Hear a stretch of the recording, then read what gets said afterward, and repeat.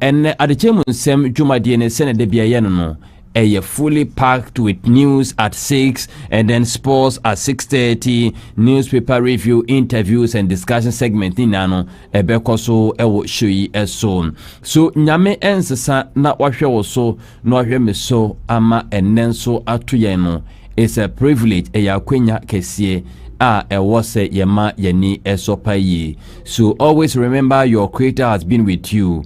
Na ono ena obo oho ban enso ewa adibia uye emu. Anything okwa edwuma so anopeya ni amesese rade yankopon ka ho ne mon kai se obofo na se bofo bi wo ba bia ono ena wahwe won so na obekura wo atutu na mwasiye ama de wo koyensu asiwie na eduru nwunu so a wode waba bedufie ewo asumdwemu. Enne mame enwuramu kakra na yenhwe ensem ahodo ekoso ewo Ghana ene ewiase. New stories making headlines this morning. Monkeypox cases increases to 4. Ghana Health Service announces that one. Baumia wants NPP tariffs as solution to trade deficit, called for microeconomics reforms.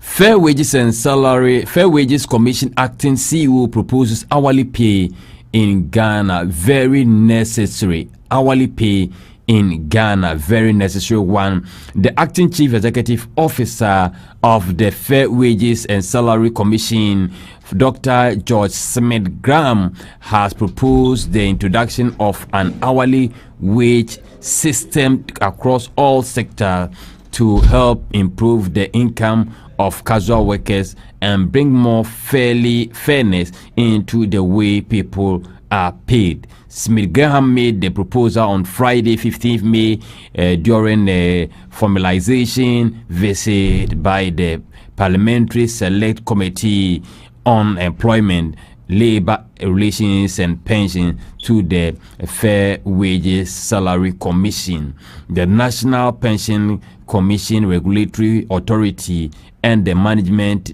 Development and Productivity Institutions. Na eno enso eno se nka Ghana ye adwuma ye ye ntwa ye ka donhwere adwuma obaye na etua oka owie na oni bibia ye akofie kwada ntu bibia na etua oka eno se na brochi okwa moye no ye say the hours ni tua ka hours ni ye hours active work with active pay entino propose Ghana ye emphasize na emra.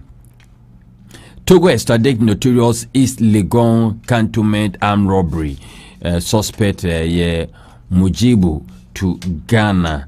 Nancy Apuse for the Betuja say omo enya antie se kromfo we nya kromfo keke na notorious criminal robber na se akromfo na mani so hye atuo na sekan mode koko kronobono omati se obi atwenetina baye no na yesi nipa na eye Ghana and Togo o ye Ghana ni ye Togo ni dual citizenship no amambe pre MP ni mu no de bokro no na yakwa kusuni mu ya chene spare parts dealers declare order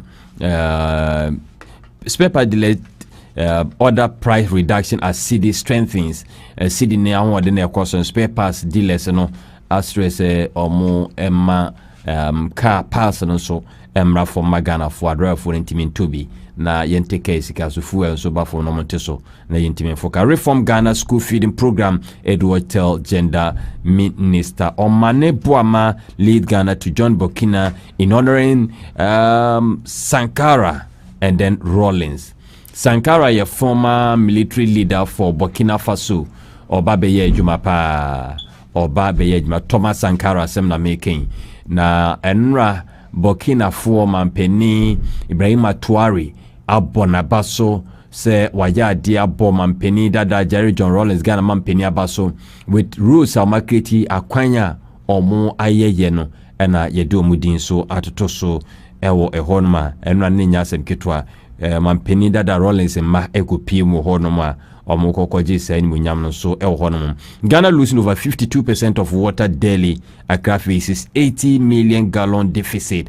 Ghana Water Managing Director and Odessa Ansemi Atuja. City stability eases pricing pressure importers and exporters association and omo eka then no mate so ntem dia maye na mo nya 60 days in sense no ni nya kwan ko ye ni mo ntem eno so eno Eastern Regional Minister confirms all 33 MMDC's nomination in 10 working days and so ewo ehonomo Ashanti region sees alarming surge in road accident 194 deaths in 1,433 and 1,433 injuries in just 3 months. Busumi and Sape Nipa 194 now 1,400 plus and a Santasi traders protest 350,000 shop sales.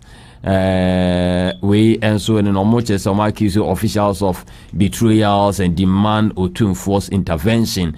Santase for and so just almost shops to be almost say yeah tontinenka Santima running pin from Bremo Energy Committee demand answers on missing ECG containers. Burkina Faso name Major Street after Rawlings and also chaos erupt after task force storms church in Accra over noise making allegation. Ghana for so ding almost some year home munya dede ye akizo bin ma on kronkron timi fo bia na waye kuntan otiana entia ya semo prosecute Akontam Mining immediately. Coalition against Galamsey tells government Akontam Mining chama wuntimi ne company announcing mo chese natural resources minister NMPNFO bi akose wadidi atra bia woso wadidi wokwaye ne mu no PNFO bi ne coalition for Galamsey say aban no emfanu ko jinamra animu tempa. Minority opposes federal tariff hike, demand improve ECG performance.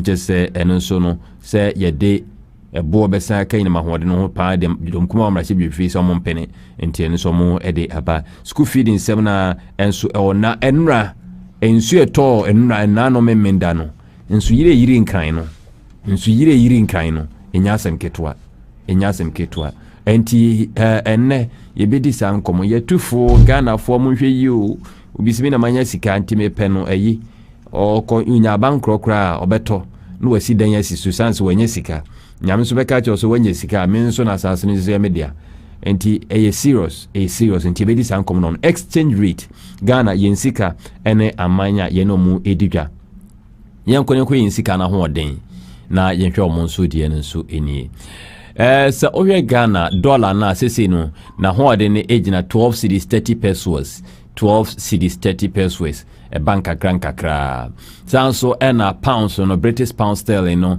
and so ejina 16 cedis 30 pesos 16 cedis 30 pesos South Africa ram no and the ni be ejina 60 pesos ni ejina na euro no so 13 cedis 70 pesos 13 cedis 70 pesos Oko Swiss francs na and also 14 cedis 60 pesos and afi yen China for Sikano so 1 cedi 70 pesos 1 cedi 70 pesos nano pe dollar nija 12 cedis 30 pesos 12 cedis 30 pesos internet spare parts dealers kasa montetemo ni amana boswa na omudi kanti muye na moye nenteni nya be paso enkonko jina okay enti yakwa fast news at 6 yaba yabeto so wo fish FM Adekyee Mu Nsem dwumadie no na yegusede ebrawo no timofide no na haseya emba ina kachi ekuya pokuya athanase with anopanunsia news ekuya over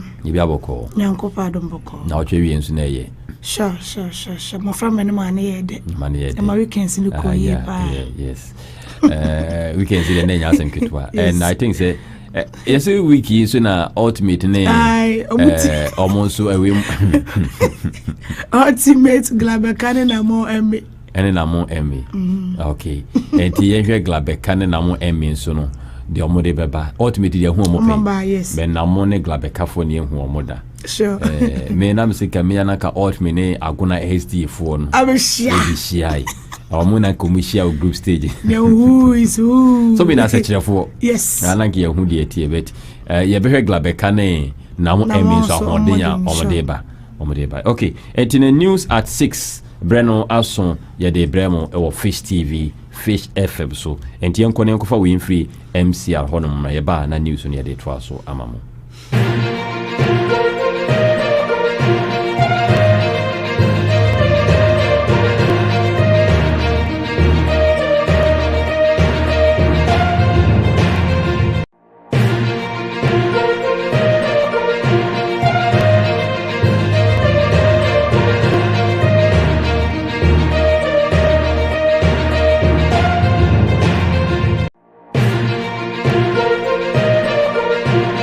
Kwaba fresh idea watching what chepo enum kasa video so Fish TV so dem live social media handles nyina and also dem live ho kwa Google Play Store hono na ka download the Fish TV app revision baby awo bia or comfort zone bia mum e bros sense ma do asem fo agiba na ne friend nyina asem woni Adekyee edit ye de besom asem no do so ne ebedi makotini binie eno ansu brantam ti go nkampuni mountain mum adisha woni tugu won samono na asefin wo su epe emwa Mpox ade na se cases na ekọ na nimenya 4 ewo my Ghana service na akasade che nyina ukopie mu so Burkina Faso so a Ghana man penye Adekyee for Republic ni mu no Flight Lieutenant George Rollins ya bona baso de basebo na ede amano so ho basa ama na homene so nyina attack force nsemi ye ho ma wafa hyekoso ewo nkampuni mountain ni se abred de yo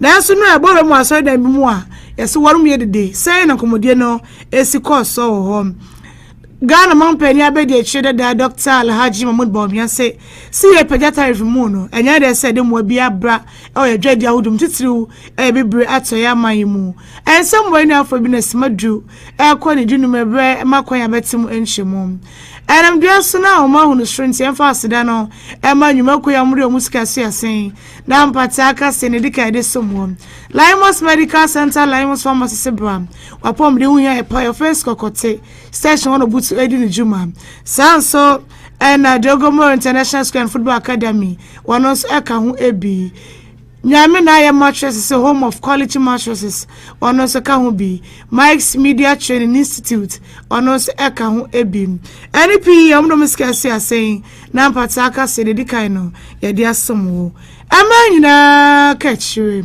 akuya pokuya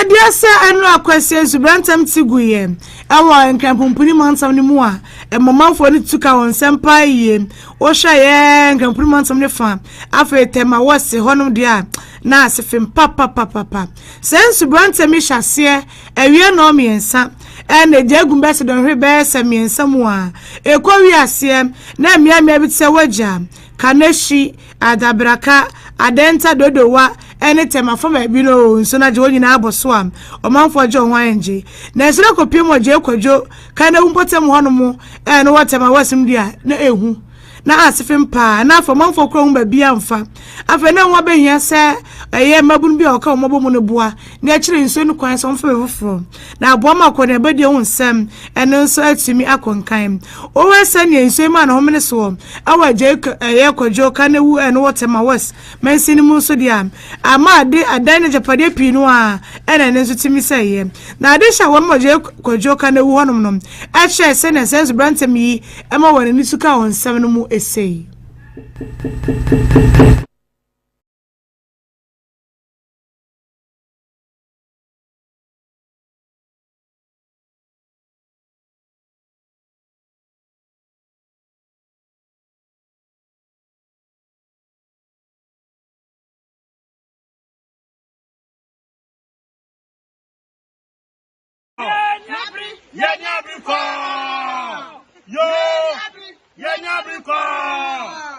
India for Abesi warehouse and now on Danino pharmaceutical company and on my 2 wall on my 2 but another titinu ama si kwatano my 9 sota insonu nyakwa nko insota nyakwa nko na koya demu na koya fie uhehanwa ya sita itosa kitama isosta pia ya sita itosa ya bra ya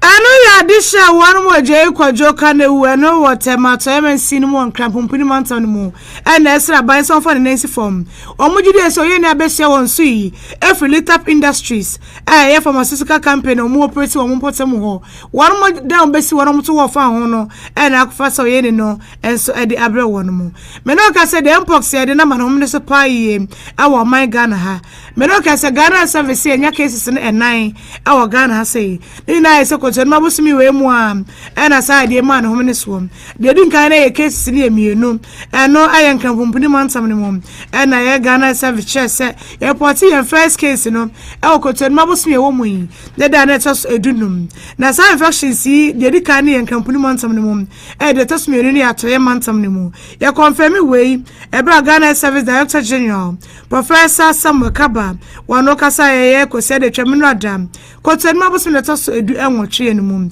o chese senia eye regional directorate no omoto aso adwene ehwe be for so de no a de campaign eye contact HS ni bi say na COVID-19 ba ye no ye HS contact na ampa ba ho ano na ne nsi wonya bi na ampa na ni nuane para obekona sanye pa no atimi anya bi me no ka se ne dinkanya 2 cases nei ye nya 4 cases ewo my Ghana ha say ya ba manfo kokose science de ne ade se sign esai pa ye kobo so binya bi na one no timi enya ya yonkofa sonko a afa nipadua ni no obetimi so nya bi sai ade yi etimi ye nipa ena timi amoa enemo ase contaminated materials ne so etimi ye bi na enemo amoa hu se wonya mpox de ni bi no eyen sawansa betegu widi nani afa wo betegu so utibe ya oya oti nkasa o widi mu nkasa mu aposo ya oya o chikasa ya oya afa no ho ade nkofam kram wade mene ne so enkoyie sa ene chel se boko se mpox de no ena oya nya biem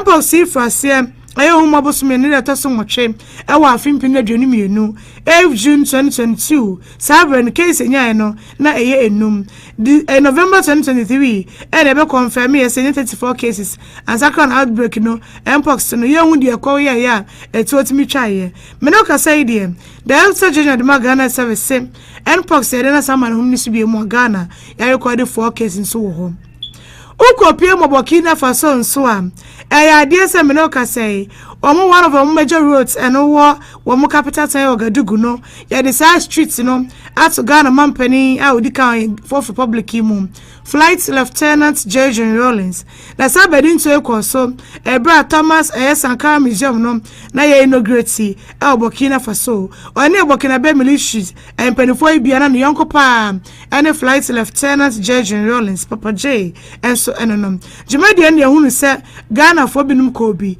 ada fo abusia Ghana Mampenda da yakana semne mamienu Kamati Rollins na Famina Rollins no mo jumadi na sem na samples e de ma di say the Flight Lieutenant no Avenue Flight Lieutenant George Rollins Ensign and President of Ghana nearly 2022 6/1947 DCD lay 12/11/2020 and the street name no and Avenue Flight Lieutenant George Rollins President of Ghana. Me no ka say dey kopia Burkina Faso a na se Flight Lieutenant ne divu for crime and so ho. Wanu nya mampani odika Ghana ha ya bo na baso Burkina Faso. Ghana mampani Dr. Osaje for Kwame Nkrumah so enya di o major roles ni bi dey to Osaje for Dr. Kwame Nkrumah se Burkina Faso for wona ni so yenjuma so a yempani for wodo bi abedi de abo o man Ghana ne so. Meroka said that the year be a one company months on moon. It is somewhat so sana ya fashion strong quan. A cost some many mania quinsom. And I'm some as the day be a in chasum. I know na oche and rakosim. A branch Jojo, a ex, a candidate up on a sodebet so chasanium. As a for muno, no more a year worship. Asa winya me a era mu se ko bia bo man mema wo mu antade hwe ni mu se tax force na sa tax force ntade no era mu hunu se Accra Metropolitan Assembly omo bo mu se omo ye dede wo de enti se na tax force no e bo aso dem no mo hye de course no nso mu e hye nsensho efo.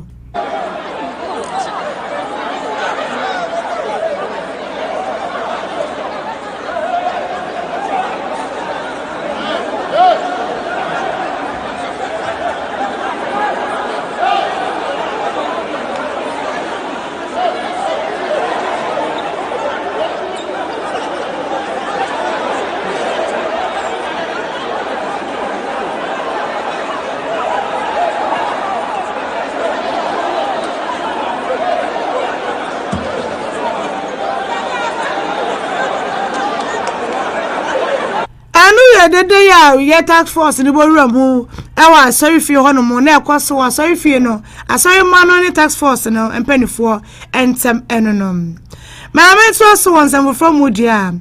Ghana man penny abedi chire. Aye Dr. Alhaji Mahmoud Baumia. Eduko koba kwa dia fata if audio. Aye man ho minister se basa. Emma trade imbalances pa neba. Afre emma stress audio man ho minister pa. Oye macro economy ni mu. Titru aye man Ghana ha. Or the sensible to Jabra no akasa on International Democracy Union IDU from a course so memendano. Kotu ma bosu na so dun so ni mu.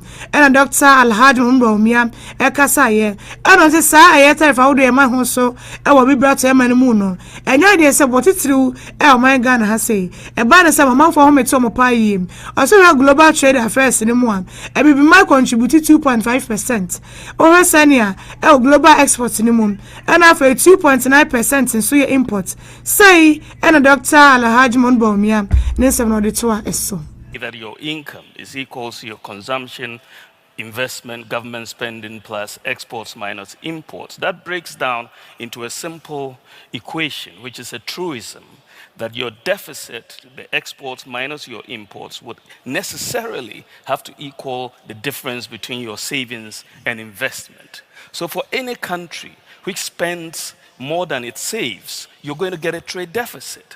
The deficit is a macroeconomic problem. It's not a trade policy issue.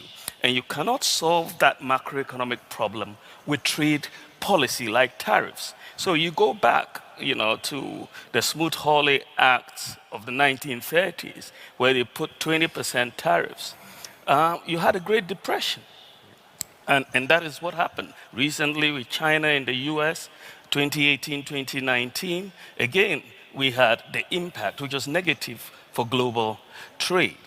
What the US has done.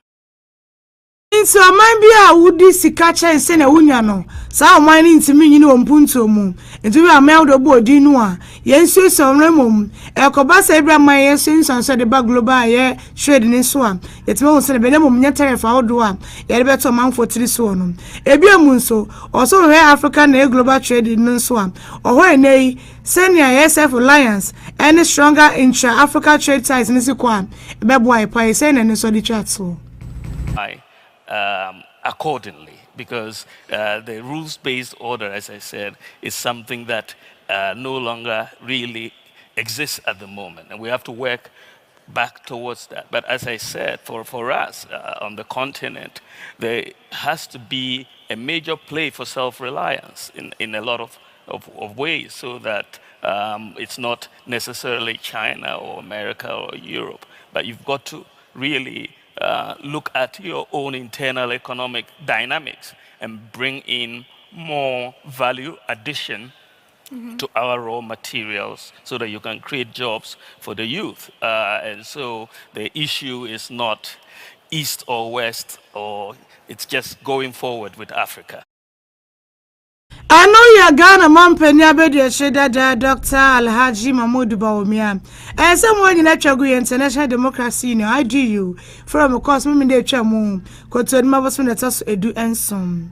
Menoka said we ask nyina pop fufro biemu e populio the 14th e no na Ghana suffer here manone nsam so o sanso ma shebedwani e de ma de show of tom yewa Samuel Okujeta Blackwa e ade se wono tima ko she papa yi e wa ye kalekisum ne mum populio the 14th yi ko shia no pop inauguration e course so yes in Peter Square Rome Italy enu akwasiem koto ma boso na taso edu nwoche na inauguration e course na no mu no na a special moment fa na brabo mu a eni no shanko for do no am empo Ghana mampenini dog Eyera John Jamani Mahama enya sa akonya ne sem anko represent a prestigious event bi enam so me ren munyamfo Samuel Okujeta Blackwa a oni am rahwe dwani ma addition of ton a sanse soafo edebo man Ghana mono ne wo sha mono ne nsem so no ekope wodwumade na se eni enhira mu opon nhira so de na ni ko twere se kwa ko hu bi pa yi o so we senia Ghana Mampani, Yeran Munyan John Jamani Mahama, Eko Jinamu, Mass in Holiness Pope Leo the 14th, St. Peter's Square Noah, ne Fekeke, now Hampany for do, where someone could tabla Konya, and Satu Pope, Leo the 14th in Samu, that's Yamashra. And you look aside here, Pope Leo the 14th for yin in Chayanum, one basic Pope Francis and Nemuno, and nay, inauguration be beer, a mamma and a man, so do anything Adekyee, the mass inauguration, no, yet Timmy so their son, and no, Echagu, and so on, Mara Samuel, or Kuje Tabla, a copy of what Median was same, I was St. Peter's, a one more, and no, a war, a home. Okay, my member was from Ghana School Feeding Program. I do watch any Kasacha Gender Minister.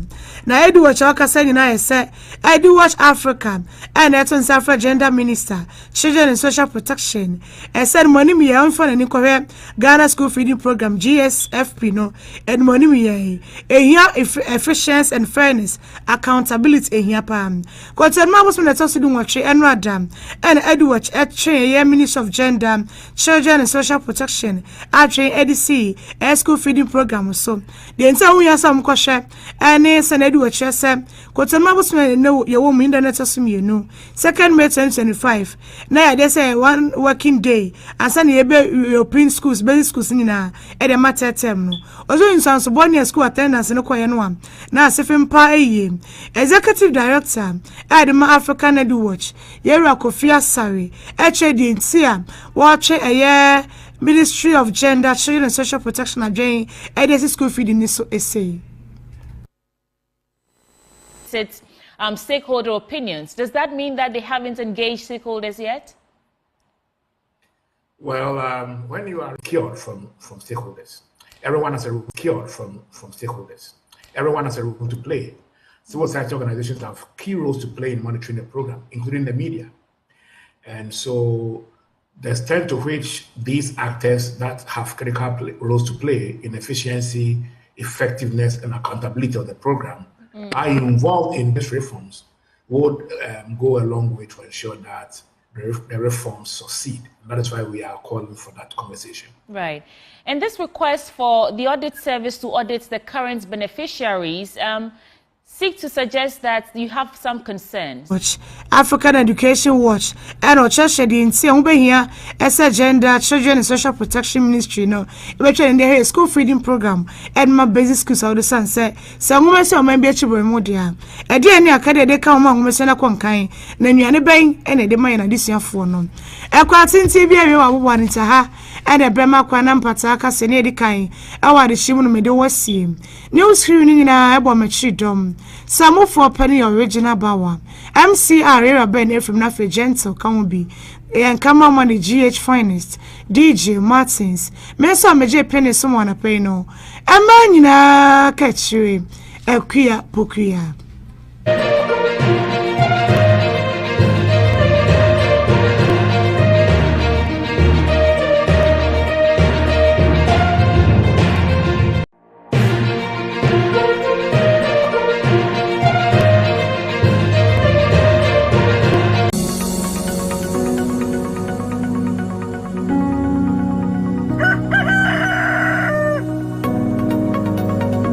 Oman Ghana yedie ejina yenso ye na sofo ya hemfo ene ya manyofo Adekyee bia nso ni mu nsem ye kwa Ghana fa na nyina ensema asisie ya sone so ye ne abedwafo asihunkonwa na etiefo nso akire won adwe Ghana yedie nti yenhia ewo Adekyee Mu Nsem dwumadie so Monday to Friday obenya amanyosem efisem ekrobia ewo ne haw omantam honom edie ne tosini ewo ho enti bo kwa adu ewo honom sede ekoso no eye hwan asede ene betwe won madwe de asiso no mababeyo ede amaye na enam se Ghana nso no ekuyayo eye ya chibrebo nti no yesan so edi ekuyayo mu ensem ehwe ehaw ene ne pomasibre na ye de awaresem awie na awotwe no eno nti hia me edua naba abenesa atoye agudie na ye ndwen Ghana kankro ene ne mpuntuo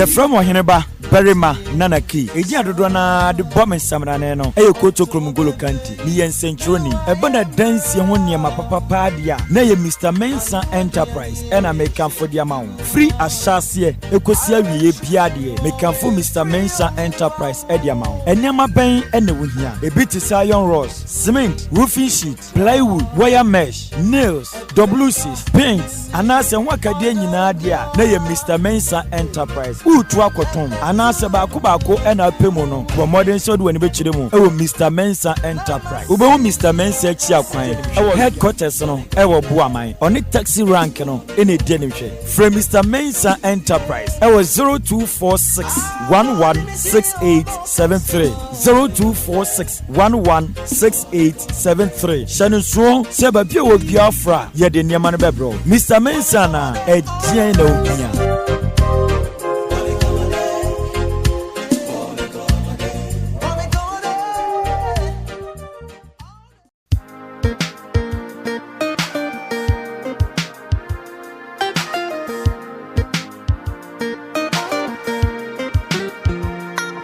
EB Favor Surgicals, ma Barbadum Ghana, and Kania near 2 Kwankwa Bruchere, Kofa Hospital Equipment and CCD, a Twitchell, hospitals, herbal centers, medical centers, and I say, Ankran Mope Hospital Equipment, a dear Dimujumabi, look no further, she EB Favor Surgicals, a ban hospital equipment spa dia, a EB Favor Surgicals, wheelchairs, hospital beds, bandage, gauze, syringe, scan machines, a hoodwobia, ultrasound scan machines, theater bed, examination code bed, surgical instruments, ventilators, medical thermometers, drip stands, surgical tables, monitoring device beer, physical therapy tools with Sabeka media free, EB Favor Surgicals, a ban of hospital equipment, quality ones are a dear Frebrochi Maimua, and can soda, Mr. She EB Favor Surgicals. Minia, Menko 2 second go, she EB Favor Surgical. Bed way if Germany. The bed, you know, a costro, a bar from Niti, Nenai, NSI, a man or a Zapiga. Enti so bi da so na onu madura enya afi na ye beka se ye confession ya to nachi umia so ana no ani tina pega no amanaduro ana wa manadia uria wa se mia so na asa akofo e wo from na se doctor be hwe na ye mia so na pega abasoro uria wo di atofo o tena se adidi a sa pepepe eno pa ho ye komo e bia me ke wo bi ntimi ensore nko toilet so hwe komo no na esi ho no de beko tefin wa che na wo mo no bibia e complete ne nan nyina wo ho ne ye chire kwan so de enye yira kwan kra ye wo kumase ebo ho so firi kumase na eba mutra bo ho station said ye wo sane ase wo na masala chi bi wo right ye so ye wo le ye ne ne ye enhwe ni mu mutra church of Pentecost so pepepe na aba ye ne salon bi ene bo ho e kwan no pepe so pay number 0244 262843 mrs subie 0244 262843 ana 0241 2479997 0241 2479997 EB Favor Surgicals at the park and the tour.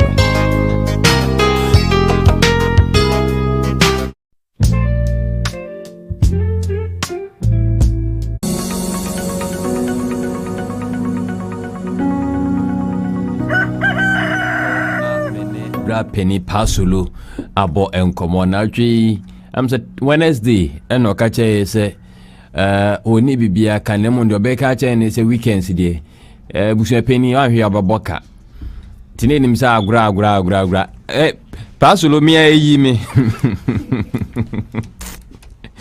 Misa so waja form akwa ba mejo so na ho ye dey nyankopon adomti ho ye pa uni ze mirefi mi ho ma de ni yi me Pacha say me say mirefi mi ho se wakaze nsu beto weekends ite yi me pa yi mi sulia oh kafra oh me niama say pa na ya dia da ho pa okay show all sides ni show but nsu we dem say afi mu nyina nsu kese pa ato ne de na no eto yi awara na say de nsu kese ato pa ne de mpotemu ase no one of the heaviest rainfall a car in sugar could be a tall refuge someno and also top but you know in so pa anodin pa na otwe wie yen so migiri se na ho ye de nyamiadom na no ho ye menina ase ha mekakra kafra and then so say na ko 24 hours e di animu Medase, Babika, and share your chief for any of your phone, Bibia Sabri. When you bra or in a feed at Fish TV, Fish FM 88.5, and pay. And then see another brand new week, Monday, 19 days into the month of May 2025. You heard any weather, Missia Kwamaye, a free and pay a copy Nameboa or China Anopa, or Ghana Afanina. Anopay Ghana Fanana, Nititu ya wo a Ponano any infinity mantemno. A rim ebe partly cloudy. Name partly cloudy no, Kusuyeno, Ebekata, a Riano Sokakra. Na afe ebo no SC, Miami AP, ewo infinity and a Ponano Nina, Miami AP, ebo no BCC. A sunny, Minsuna at the toy, and run and care in Sweden. Nenke beto te said a to Saturday no nemum a buy a craft when your modi buy a bedrook martina a hoarding asa into a jay kusuyan frama. And Miami kakra wa minyan and chesa munya in shuka cra and rano. A konongo man temo baby no, udumasi side on munya in shu kakra impediment kakra. Mintieneno ebema ebo bonus si Miami P. American no ewiano ebepie. Ewiani pia ewiano ebesabo. Ebebo ama ewiem ayeshi. Nemum enenso so ensuno o se enka esisu brane so pa. Nemum ene obeto eyim. Ene obeto eyim. Ene ensuo etiefo nhyɛ no se ensuo esa wo honom. Inti yitri ya yokumase no so yenso yebenya bi inti ene parts of the coastal and middle sectors nina yebenya insuo late afternoon into the evening hours before or after 5 p.m. no insuo be sha ase ahihye na atoto ayim Miami AP coastal and infinity mantemase a yikumase ye ka ho nemum wo kuma se na se wanya insuo ni bia no mane nyowa esanse ene insuo no emudu de nemum enye bebia na ebenya insuo no ebi afenso so called countries also West Africa nyina Nigeria, Cote d'Ivoire, Guinea omunyina be share the same and also similar weather conditions with Ghana and there. You call a peninsula, the state of the sea, no, a super rough, and 19 yanum afar phone, and as will be your day upon Edini Jumabiano. A ya on Shannon non cran who ya and Sano Acoso, said the bear uncushia at Ranchim Bia. You hear temperatures necessary. And I'll pay a shot say free 23 degrees Celsius, neck 32 degrees Celsius, coastal belts, Neponano. I pay and I'll pay 22 degrees Celsius, neck 33 degrees Celsius. Our middle sectors I say I kumase yekahono. And I pay 22 degrees Celsius, neck 34 degrees Celsius, area brim. Transition sectors, Ayabuno East, and Oti region, Mantemono so. And I feel 24 degrees Celsius, near 37 degrees Celsius. Our northern sectors of the country, area brim, extreme mountain. In the Ohenebaso Busamia, say and a weather for the next 24 hours. Our Ghana Afanana. However, no say changes via bar, make it more updated. Senebea, Arafone Tifuna, Ubia Bear World Inform, now a crap no we. Okay. Manusi oineba. Okay, na se ne de wian mpie kese sa. Ewiano ebepie. Ewiano bepie. Oh, okay. It has Mr. Solomon Baichamfo weatherman the Odiama no pay. Mr. Dasipi oineba. Okay. Mr. Solomon Baichamfo weatherman ono omo de omo adwuma ne se wiemu nsachire omo na omo de bia mo na omo sua sa nti okacha wo se ebo no miense nsu beto e de nsu beto. Nti omo adwuma no ena no penso ache de betimi akwoso ewo Ghana ha sei enne donhwere edunu enanya eda yen animu. Okay, sabe ye kwana ye de anopa no nsia agure mu nsem ne de abremo enra mete se na Ghana league ni bi nsu guso ekoso so ne nya asem keto ese bi a shetere ni ade a na mnim so mabo awie ese Germany 4 meboa About 34 matches. Yes, Germany.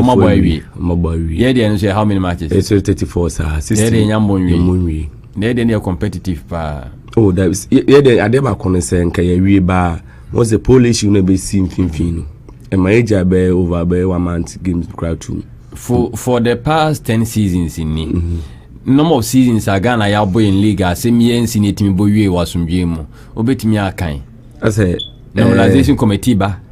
You say or they say referees they sika. And I don't know the emphasis for the past 10 years the truncated league they be 3 room. Yeah be 3 room. And I say musi wo yi. That be same see sa and the oh, this guy young as any chance this catch. I would take a man for Makwa. Mini pane board the exercise training keke. That's the country. I don't go into bar. They are going. Maybe I'm way capable to create the crowd. Na mo de ya coincidence be. Na mo say ko. And as you come to the referee in Pia Mokaze. Yeah, no by almost service issues no by we twa wapa match o muntwa and no by intino hwa Kurt so be ka say o make sure so make left right sample na before say Kodokone has game be ba no na before say say game mentino Kurt be ka say mutu o moka so ma pacho o muntwa okay send the age mentino the Kurt be ka na yes we ka they get to be kind. You can't say, or they say, over my footballs now, or they say, or my 2 or minimum a year place, Zika, at the Befa Banco, so why they bow by. I said, no, it's a campaign away. And you know that I campaign the Zine and he say, was a Yampany crowd to say, so you campaign. I thought no from Teno be market. Eh, hands, say a mum quadia. And proportional. Na say abam days the abam no say no proportion. One say turn doors a chain no crane. And they say they are for it to come here nko ade. Hey, Ghana football. Hey. And easy cry. So man but 38 cry ka match. No more very. 34 they say. I be say midweek ni ya de crash she my senke bofru. And no see cramp no. I still na I feel about 31 They say still am young with the league no. League ne young with the budget. Young with the budget. Ntino a competitive pa. I say a Italian league no. Young boy. The match week say am boy no. We a match week 31 and then right. Aka 3 matches. Aka 3 matches more. But one Europe once that season young Jackson. Young come the league. One quarter say ever be. Go court. Ntino yamma tie fa chene mama kwa be famra fish 88.5 FM Fish TV.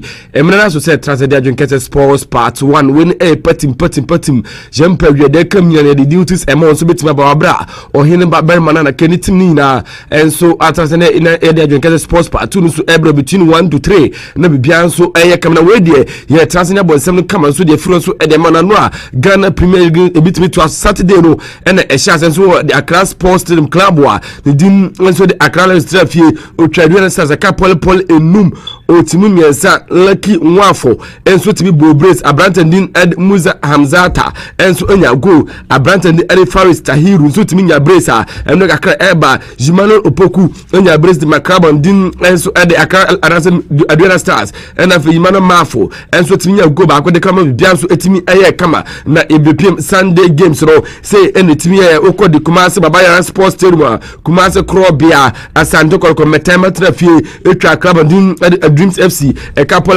and 9 wabramutim baako Albert Amoa enso etimi enya go boya ne din ede Kwame Poku baye etimi enya brace Abrante France Fernandez Basi Wisdom enso etimi nya go ne Makrabwa ne din ede Kumasi Krobia Asante Kolko na de tiene say Abrante din ede Jonathan Nemodin enso etimi nya the only goal and the consolation goal no ede Makrabwa din enso ede Dreams FC eno ede tiene no na eno okọ ne kanse brekum go din City Park Akraba ne din enso brekum Chelsea Trafie has victory na kaba ko abra no so no wantimate ma wuli wayo na ya the only goal no ede ma Akraba din ede glorious Accra Foka eno ede etiana no a oko ampem AAK the first sports complex Akraba ne din ede Basekewol Stars Trafie wan shebi sansa na Kwandro Heart of Lions no antimi an shebi na no oko Aliu Mama Sports Stadium wa Akraba din ede Carola United Trafie o jire ka pole miensa ede so Akraba din ede Mediama Sporting Club mutimi ba akon na abrante ndi ade Malik Abubakar etimi enya brace boy ndi Alhassan Ali ezo timi nya goal ba ko de ka ho na abrante ndi ade God knows Zagbazu etimi nya de Olugo de Maclabwa ni dim enso ade Adriana Anase Mediama Sports Club na nura oko Nsenchire Sports Arena club ndim ade Samates 1996 trafie etwa Bechem United kamienu wa bra omutim ba ko abrante ndi ade Baba Musa enya brace ansampo na boya ni dim ade Baba Moro so etimi nya ne kazi Godema Clubwa ni din anso ade eno Bechem United na yanko Visions enra Visions na fie etwa club din ade Jank Apostle kamienu wa bro omantement bi Asante Edmond enso timi enya go ansampo boy din ede Elvis Bafo enso timi nya Godema Club din ade Visions FC na ene Jampa energy about 3 pm club din ade Lagos City better fie the University of Ghana Sports Stadium no one club din ade Nations game no eno so tima baso kama eno the eternal debis ema jumadi so na yemfon to just say enra after the game scene as timba no say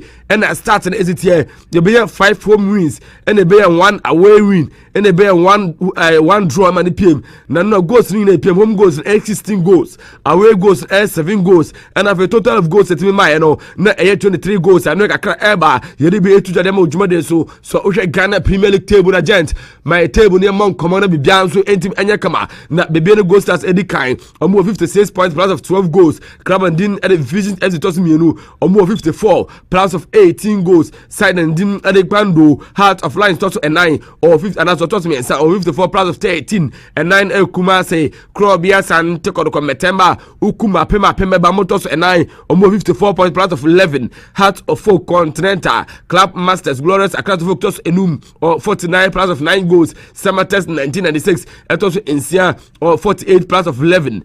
Sono Mediama Sports Club or 47 plus of 9. Bechem United etos and Watche or 43 plus of 4. Dreams FC etos and Crow or 43 minus 4. Edunu Ebrekum Chelsea or 41 plus 1. Side and Edin Ade Mediama Anaswe Adriana Stars etos Dubako or 41 plus 0. Club on the Ade Basakori Stars Edumienu 37 minus 4. Dumi and Sano Young Apostles or 37 minus 10. Club on the Ade Visions FC etos Edunai or 36 minus 4. No. Carola United 35 minus 3. Dunsia Accra Lions 35 minus 4. Dunson Club and Din edit Lagos City Netoso or more 25 minus 18 goals. And I've been Tremai FC. Etos doing what way? Almost 15 points, minus of 36 goals. And we got Eba, Idibis Emo Jumadi and so now young Queen Nemon Como and no Kumasi Club best and took a gamer. It's in Baswo the Kumasi Babaya Sports Stadium coach. The Abdul Karim Zito as your coach Kumasi Club best and took a after the game. No, and was saying from Dujumo Pianta Sessan Noir.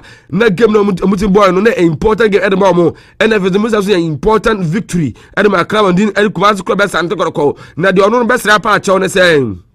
Supporters no munko swara mo stadium mun continue and support the Kumasi Club Santo ko team no e be fa entima pafref say and odin se me tuja. It's not doing what's going to happen tomorrow. I never knew I'm coming to Kotoko. I was just lying there when I had a call. And I was asked to come for the technical director job, not coaching. Unfortunately, my own boy left, so I have to take over till the season ends. So for now, leave me in peace to work and see the end of the league and the knockout.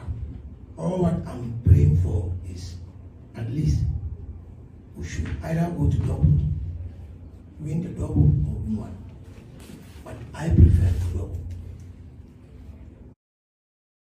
To after the game, not come about way to ja. Yedibis Emo Jumades and enco the other opponent.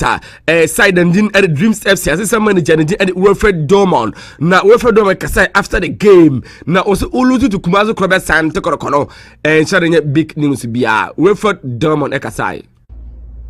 I think it was a very, very tough game. We knew beforehand that Kotoko is going to give us a big challenge because they were fighting the league.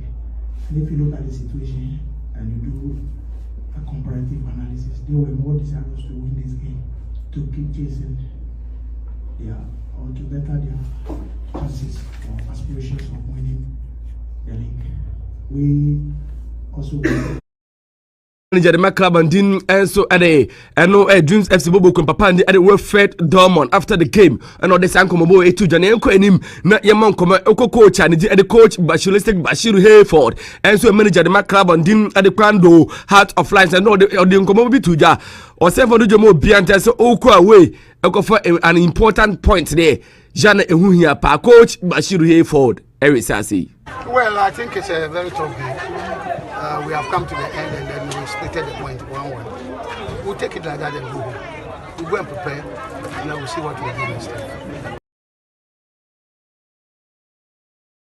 Coach Bashilistic Bashir Hayford coach and Macaba didn't edit plan do Heart of Lions after the game no and all this uncommon money to Jan and him na coach and didn't edit Abdul Ghazali na coach Abdul Ghazali so coach Macaba and didn't and so at the Basek Holy Stars and not in semi to ja set you for do more beyond Tiasie set and no has of another game on board the club and the edit plan Heart of Lion no na a final and as a final assessment and Macaba and didn't edit Basek Holy Stars that's no on went to pick the 3 maximum points. Very disappointing because we keep out here with the mindset of winning the game, not even by 1, but by more goals. Unfortunately, we didn't get our target. Our target was to win the match hands down because of what happened yesterday between Accra Lions and Aduana Stars. Unfortunately, this afternoon too, I had a disappointing team. I'm disappointed in myself. Zeli manager at the club and din and so the Basakolo Stars in some be Yedibus Emo Jumodin so na Yenin Komo Kumazo Krobe Santo Korkomam coach the din at the coach Adekyee Zito na Yemon Komo take it from me and pay a man in your one say after the season say appointed Papa the din at the coach Karim Zito so I'm a permanent manager and from a Kumazo Krobe Santo Korokwa and men am confirm the amount when I young one because look at this IMC no Omina so GDA be up papa ni coach Karim Zito mu na after say about 4 games no untested defeat the only drawn game boy and so Eritrea has a football that was the only drawn game on so what we got to win 3 games out of 4 and no at the 10 no take it from me say IMC no it's my point papa ni coach Karim Zito so I'm a permanent manager and from Kumasi Krobe Santo Korokwa and man enya wonwa and no at the 10 dbs Emma Ocean so man papa ni dim Kumasi Mera your friend say I know Ken Zuba na yamon koma Ken Zuma so no and no after the game against Club and Din and the Dreams FC Ken Zuma ebo room and so dressing room any president go bon come on any coach and Din any coach Karim Zito so bon come say hey sa monbo ya mobono monko so na mama modbo no enso enye kan say ya no omode mu no hweka omeko so a support ko team no na bibia nso atimi ai kama ano Kumasi meya ne Ken Zuba ne nsem ko do tuja yibi so ema odwuma den so na jen ko enu ema nkomo has folk team no anano mbeka cho say Abrante din Hamza Isa and share at the end of the season no own team nsia kan and from house of folk Benin as a club be from Nekase Qatar and so our fund $150,000 and as well for $150,000 them house of folk and share club no Qatar no and so better sign boya the Hamza Isa after the end of the season and we got eba no almost Hamza Isa sika betima no $50,000 na and bonus square better become man be drew $120,000 and so the boy and the Hamza Isa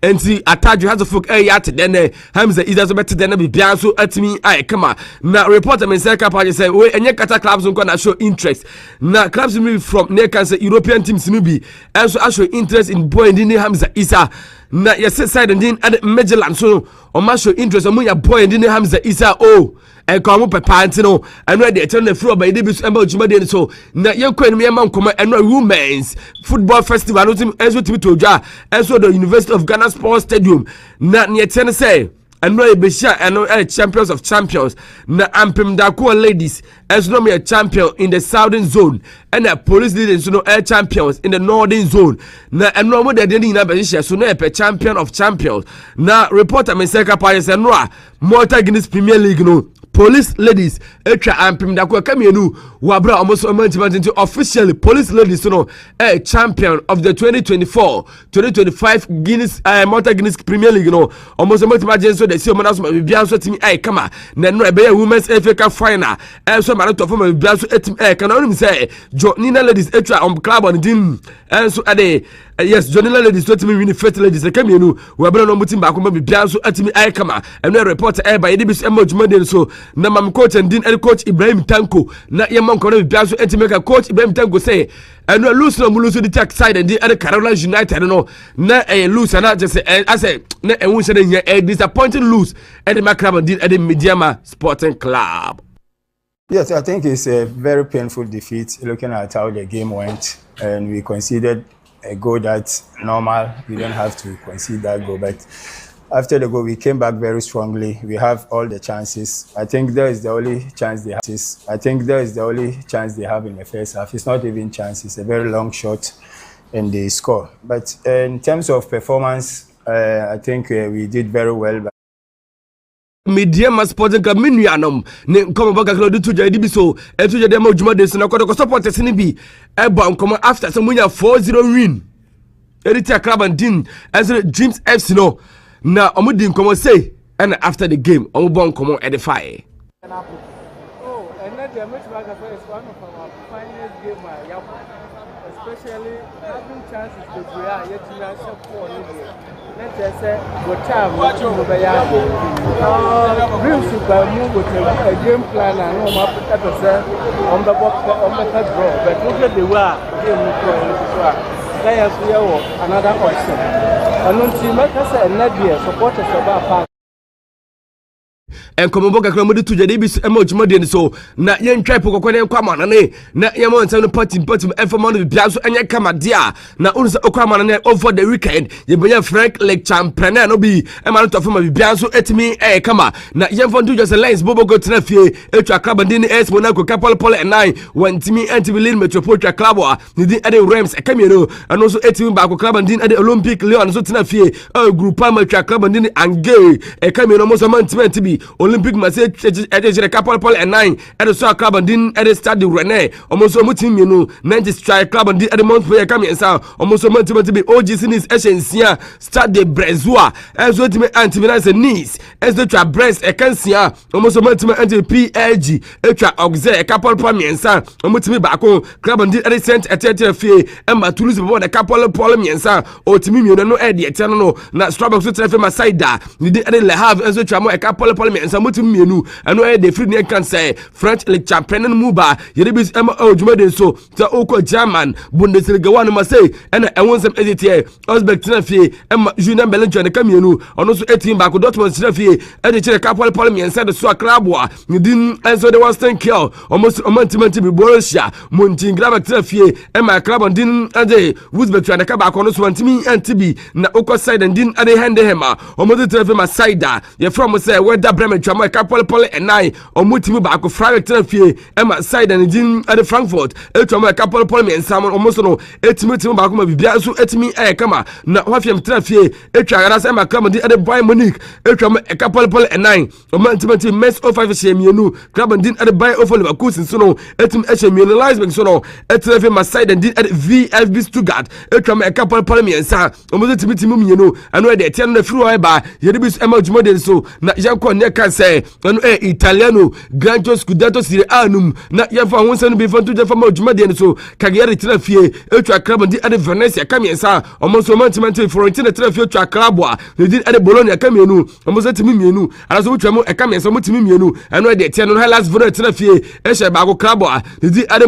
komo so hye ba ko na Lazio enso kwawe any takobo 2-2 draw na ne tense Juventus na fie etwa club and ade Udinese kamienu wabra mo so mantimenti Lecce enso twa club on din ade Torino kabako omo so mantimenti Empoli kwawe ekotwa side and din ade Monza Capal Pole miensa omutimi ba ko na Africa club and ade Parma shebi Napoli so sebi Roma twa club and din AC Milan Capal Pole miensa omo so timi ba ko no ade teno no a efri Italiano Grancho Serie A Scudetto mu ba yedibis ema djuma den so Janko Spanish La Liga Santare na bi bianso entim enye kama famao Atletico Madrid enra omutimi twa club and din ade Real Betis Capal Pole and 9 omutimi ba ko side ni ade Barca tena fie ema Villarreal bebo na kamensa otimi mienu na yemfantu jeje se Otafigo so tena fie ema rival Kano ebe twa by 2-1 na Las Palmas tena fie wan shabi Leganes twa de kabako Mallorca tena fie ema kabandi ade Hetafe twa de kamienu otimi ba ko na yemfantu jeje Osasuna soro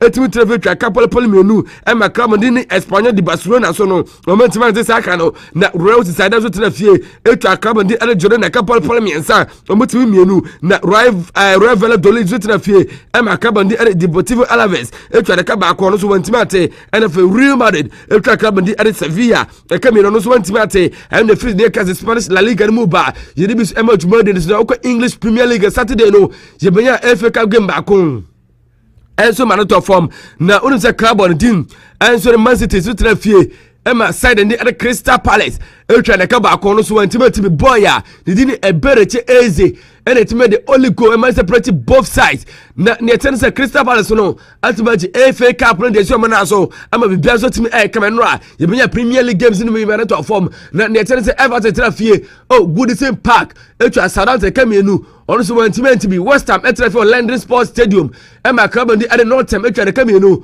o timi baako enra e Tech Community Sports Stadium no club ndi at the Fulham enso kwa we ko twa Brentford de Cameroon sa on so timi mienu Leicester City tena fie Ken Power Sports Stadium ama anaso twa club ndi Asia Town e Cameroon no so no wantimi antibi Arsenal de Ghana tena fie Emirates Sports Stadium etwa club ndi Newcastle club ako on so wantimi antano e de tena free English Premier League mu weba se uko Premier League Liverpool runaway champions so uko ne kan say Spanish La Liga na Barca runaway champions uko French League champion no club wa the PSG runaway champions so uko German Bundesliga one club wa the Bayern Munich so no runaway champion na club and I say o man team decide near obetimi age league na dey sin na so no Italiano Gran Serie A Scudetto no and when they turn to Italy Okowa the ten say Napoli Adekyee or 79 side and Inter tosu mienu or 78 Atalanta tosu miensa or 74 and 9 Juventus or 67 no the 10 through ba yedibis ema juma de so na nra na say jumper todo birthday and happy belated birthday enko fama say jumper amu akotodo happy belated birthday enko fama tie no e de 10 no a efuro so eba na Mr. Men's Enterprise say odan say oni man deni na and say o pa na ye juma kama and so dem Mr. Men's Enterprise fa ka che ohwe che kwa boman kroma ye ebutu e di juma na bibia so aye kama and so dem an pay on TV je focusing on radio say from Marcus